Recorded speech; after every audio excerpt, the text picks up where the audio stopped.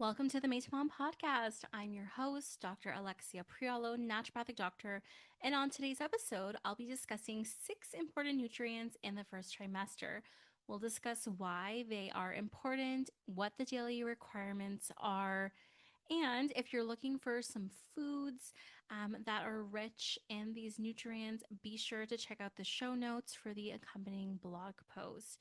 So, once a pregnancy is confirmed, many people start to change certain aspects of their diet and lifestyle.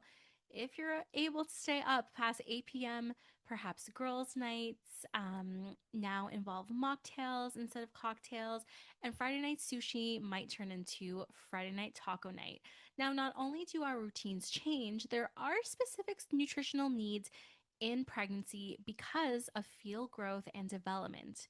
When nutritional deficiencies exist, it impacts maternal and fetal well being, specifically around growth, brain development, cognitive ability, and more. So, it can be really nice to address these deficiencies during the preconception period if we have the time to do that, but it doesn't always happen. So you might know this one, but the first necessary nutrient that we need in the first trimester is folic acid. Now, odds are that you know folic acid is important during pregnancy, especially as it helps to close the neural tube and prevent neural tube defects, which often happen within the first few weeks of pregnancy. Aside from neural tube defects, though, inadequate folic acid intake during pregnancy can negatively impact fetal brain development, leading to potential long term neurological issues.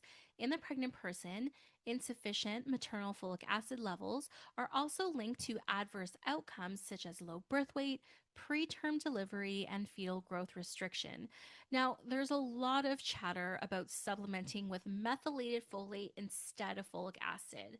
Now, while there may be certain circumstances where methylated folate could be beneficial, there's just not enough evidence or research to identify who in particular would benefit from methylated folate over folic acid.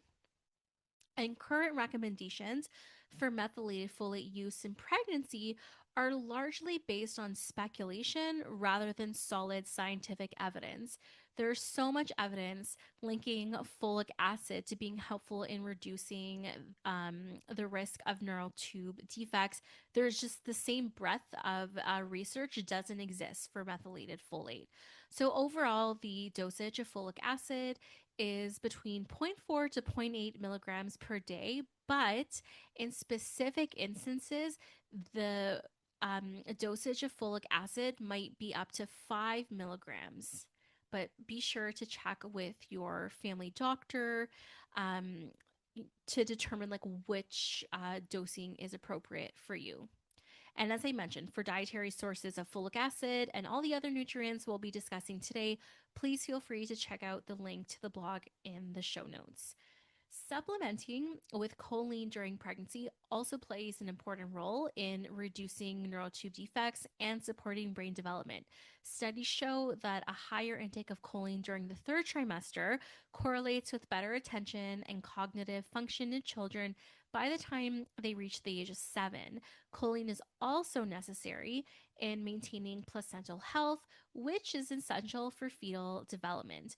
More often than not, though, choline is not included in your typical prenatal vitamin. Instead, this is the one nutrient where additional supplementation may be needed, or you can choose to consume 2 eggs per day throughout pregnancy. Now, the dosage of choline that someone should be aiming for during pregnancy is about 450 milligrams. So, I would make sure that based on the prenatal that you're taking, especially if it's a prenatal that's like not the typical one found at a pharmacy, and it might be more of that professional brand. Just check to see if choline is in there. I know for one of my pregnancies, choline was in the prenatal that I was taking, and for my last pregnancy, choline was gone. So once I was able to stomach the 2 eggs per day, that's what I was having throughout my day. Okay, so we chatted a lot about this in the last couple of episodes about iron deficiency. And you probably know by now, if you've been following along, that iron deficiency anemia is the most common nutritional deficiency during pregnancy. As blood volume increases during pregnancy, iron requirements also increase. Now, deficiencies of iron during the first trimester can result in significant changes in brain structure, leading to long term cognitive issues such as memory impairment, motor deficiencies, and academic challenges. Adverse pregnancy outcomes include increased risk of maternal and infant mortality, premature birth, and low birth weight.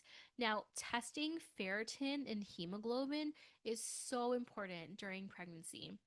And if I see someone during the preconception period, like while they're still trying to conceive, I'm often asking them, like, please test this.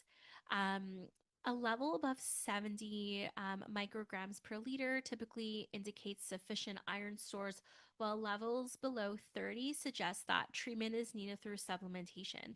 Now, the minimum the minimum dosage of iron needed per day is about 27 milligrams, but it could be more based on blood work. I know not everyone loves to take a shelf of supplements on a day-to-day basis. Neither do I. I typically forget at least two of them out of the four that I have. But during pregnancy, you really can't out eat an iron deficiency, and supplementation or an iron infusion will get your levels raised faster than food would. Iodine is an important nutrient for fetal thyroid hormone and neurodevelopment, particularly during the first half of pregnancy when proper thyroid hormone levels are necessary for brain development and cognitive function. Many women, especially those who are vegan or limit their dairy and sodium, may not need may not meet daily iodine requirements, which can put them at a higher risk for deficiency. And the daily dosage of iron is 220 to 250 milligrams per day. Vitamin B12 is essential because of its role in fetal neural tube and brain development. Insufficient vitamin B12 levels can lead to complications for both mom and baby, impacting proper fetal growth and development, and can lead to small for gestational age newborns in vegan women. Deficiency might actually be more common than previously recognized, particularly among groups such as vegetarians, vegans, and individuals on restricted diets. Certain medications, like metformin, may also contribute to a vitamin B12 deficiency. So, having this vitamin tested via blood work may help guide with dosing. Vitamin D is another important nutrient in pregnancy, as in early pregnancy, it it a deficiency if a deficiency is noted in early pregnancy, there is a risk of an increased risk of developing gestational diabetes, and there is a correlation between vitamin D deficiency and adverse pregnancy outcomes, including a higher risk of preeclampsia, cesarean birth, and bacterial vaginosis. In children, adequate vitamin D levels may reduce the risk of low birth weight, which is associated with various child health concerns, including cognitive disorders, hypertension, increased BMI, diabetes, and asthma. A vitamin D deficiency is more common during the winter, especially in regions with limited sunlight. Furthermore, a deficiency is common among people who follow a vegetarian or vegan diet. Screening for vitamin D ideally should happen early in pregnancy, hopefully before 20 weeks gestation, followed by appropriate supplementation. The dosage of 600 IU is recommended in pregnancy, but likely more is needed depending on the blood work. And as I say to all my clients, you want to test and not guess, because we don't want to take too much of things, and we don't want to take things that we really don't need to. So maybe spending, yeah, a couple some money on blood work can help us navigate like what the rest of pregnancy and the postpartum will look like. Thank you so much for listening to this episode about first trimester nutrients, and I hope you found it important. If you've been pregnant, was there a blood test or that you found helpful in the first trimester in like guiding what nutrients you took? Let us know in the comments. And if you found this episode helpful, please subscribe to this podcast, leave a review, or follow me on social media. Thanks so much, and I'll talk to you next time.